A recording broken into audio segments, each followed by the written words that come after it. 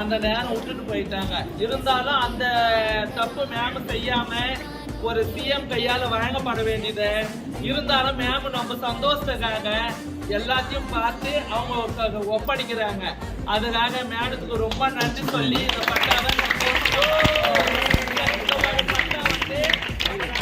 மாவட்டம், அதாவது அனுபவம் எல்லாருக்கும் சேர்ந்து மேடம் கொடுக்குறாங்க. சந்தோஷமாக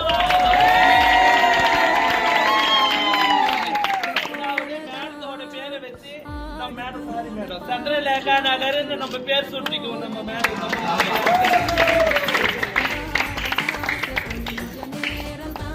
கொடுக்குற இந்த இடத்துக்கு மேம் கொடுக்கணுன்றது எங்களுடைய வேண்டுகோள்.